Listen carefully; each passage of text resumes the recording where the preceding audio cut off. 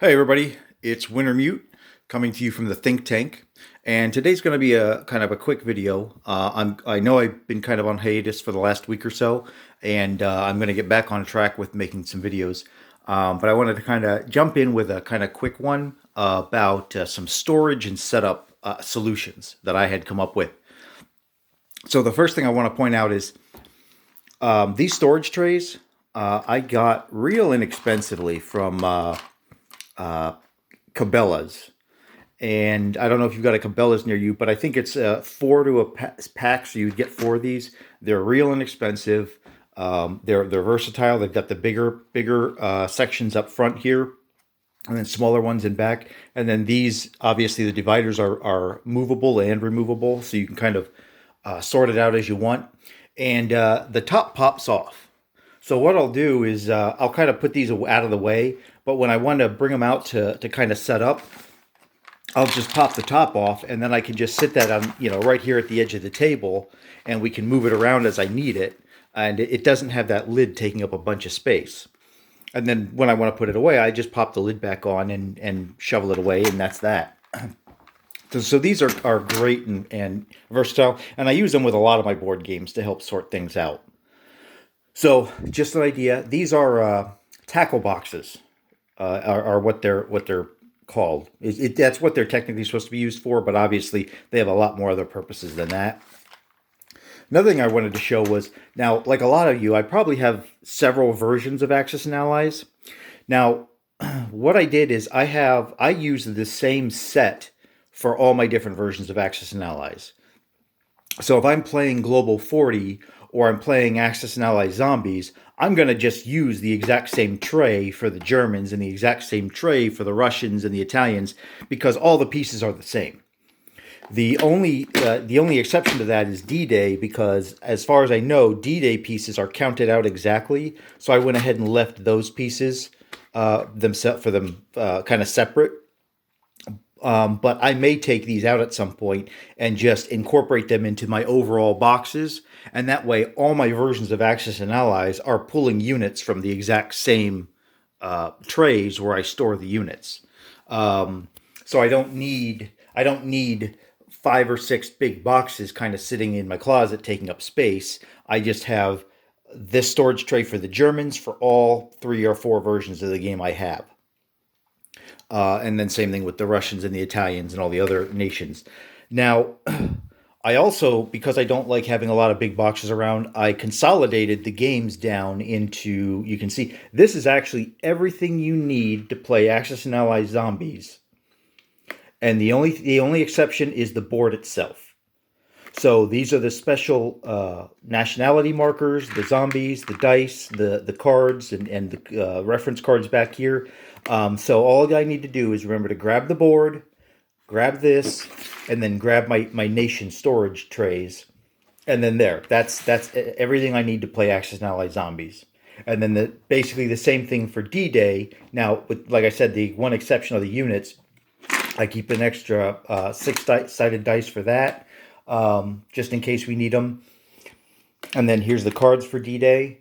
But as you can see, it's actually pretty. It's a lot more compact in the sense that I don't need a whole nother big box to store everything, and I'm just pulling all the German units for the most part from the German tray for all versions of the game. So that's just one thing to also kind of look at, and I haven't had a chance to play the D-Day one yet. But after I do, these do pop off on occasion, but it's no big deal. After I do have a chance to play the D-Day, and I decide whether it's better to have these counted out ahead of time because of how they're placed on the deployment board, then I'll decide whether I'm going to leave them in here separately or whether I'm going to just incorporate these pieces into their respective nation storage trays. And now the real meat and potatoes of what I wanted to kind of show in this video. So this is my German tray. As you can see, I have it set up in like the roundels, the regular infantry, the specialized infantry, and so on and so forth. And how you sort that out is totally your preference and up to you. It's some of these are empty because I'm anticipating getting more like jets and super heavy bombers and things like that. So this isn't a finalized way that it's set out or organized. So I may change how that works. But one of the things that I came up with was a way of hopefully setting the game up a little quicker. One complaint that you hear a lot of people, I don't know if it's a complaint, but one thing you hear a lot of people say about any sort of big board game, particularly the dudes on a map style board game like Global 40 or Global War, is that it takes a while to set up. And they're right. It can take a while to set up. So what I did is, you can see up here I've got this I've got the setup sheet right here for easy reference. It's actually glued straight onto the top of the box itself. And then what I have here is, these are all the units you will need for the 1936 setup. And these are all the units you need for the 1939 setup for Germany. So what I did is, now I normally only play the 1936 scenario. So I went down that list, took all those units that I need, and they're right here. That's it. So what I can do is, I can just, when I want to set the game up, I just pull, scoop these out, sit them right here, slide them up with this on the table, and I can just set up Germany just like this. Just look here, go over here, set it up. Look here, set it up. Look here, set it up. And I don't have to go, okay, well, I need 3 infantry, so here's 3 infantry and some chips, and then I need a battleship. It's all right here for the setup. You just scoop it and start going down the list. And I'm going to do that for all the different nations.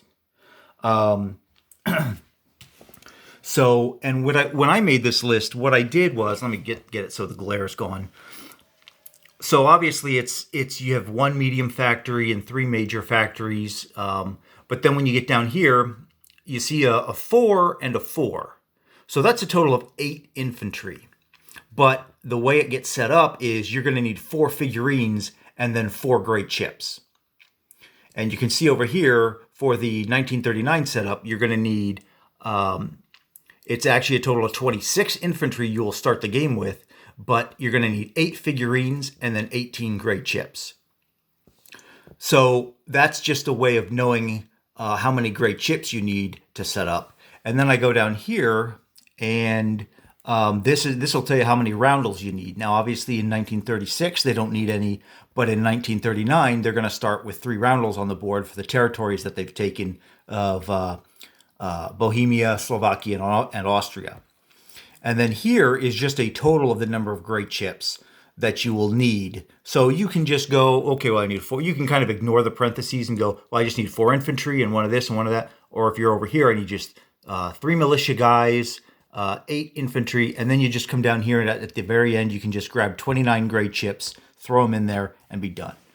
And like I said, the goal is to just make this easier. And I also have the starting IPC total here as well. And then this list also includes everything on the what's in the production queue. So that takes into account everything that they're building as well, or that starts the game in the place units box. Like they start with like a sub and a destroyer in the place units box in 1936.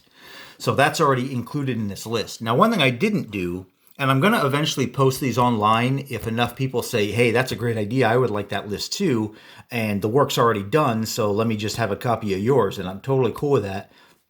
But one thing I did do is, I don't put chips under the planes or the ships. So even though you may start with 2 fighters in the same territory, I actually have 2 fighter figurines in that territory, as opposed to a fighter on top of a great chip. That's just a matter of preference on my part. And most people I know play that way as well. So that's one thing to just take into account if you end up using the chart that I put together. So, and then this other big section up here, I could, and I probably have enough units that I could probably do a 1939 setup here. But what I'm going to do instead is probably put all my advanced units in this one. So I've got my heavy tanks there already.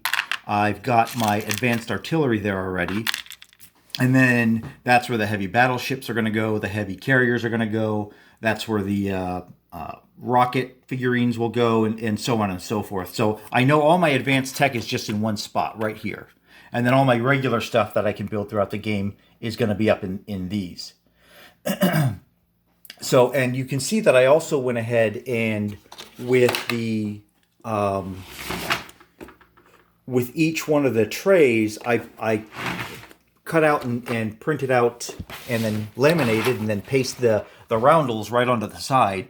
So if I'm looking for the Russian tray, but it's stacked 4 deep, I don't have to take all the trays off the top looking at each one one at a time. I can just look over there and go, okay, well, there's the Russian tray, and I just grab it. I know where it is. And then what I did with this is like some of the expansions or the minor powers. Now I put France into its own because they just, in past editions, they just never really had much to work with, so they didn't need their own tray. That's probably going to change with version 3 because they're going to have Vichy units to take into account. So I will probably get France and Vichy France their own kind of tray to pull from. And then same thing with Anzac. I'm even tempted to just stop using Anzac pieces and just use the British brown pieces or tan pieces just to kind of not have to worry about this. I'm not committed to that idea yet, but that's what I'm thinking about. And then you can see the rest of this stuff is, I get that glare out of the way there. Put this down. I've got the Nationalist KMT here, the CCP here, and then I've got I actually have the Spanish Civil War expansion. So that's where I keep my Spanish Civil War units, and I mark them just for easy reference to find them. And then this is the Manchukuo expansion. I might move this into the Japanese tray just because Japan is the only nation that's ever going to need or use that expansion. And these are just kind of glued on with Elmer's glue, so they'll come off real easy, and then you just wet it and wipe it off and it'll be fine. And then I also have Turkey at War, which is taking up this space. And then as I get other expansions, or I decide to go ahead and get specific colored units for nations that I think are better off having a colored unit of their own. Because right now for neutrals I just use white.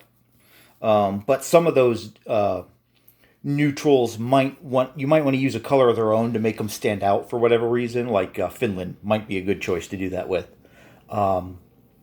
I'll go ahead and basically do this. I'll put all the Finnish troops in here and then put a Finnish roundel on top of it, so I know that's where my Finnish guys are. So that's basically my storage solution. One thing I did want to point out is if you decide to go ahead and do something similar to this, I ended up printing those reference sheets out, the setup and the starting unit count onto a black construction paper and then laminating it. Otherwise it looks kind of crappy because you can see what I did there with Britain when I was kind of testing things out, and it just doesn't look very good. So I think this will look a lot better. It just sort of blends in and doesn't look like doesn't quite look as homemade, I guess is the way to put it. So those are just some of my storage solutions and some of my and an idea for helping set the game up quicker. Oh, and you can also, as you're wrapping up your game, or you're in the last turn or two, you can refill this for the next game. So you're basically queuing it up ahead of time. You don't even need to wait till the end of the game to kind of refill this, assuming you have all the units available to you, depending on how much you have. Now I've got several sets of Axis and Allies, so I will probably end up with more than enough.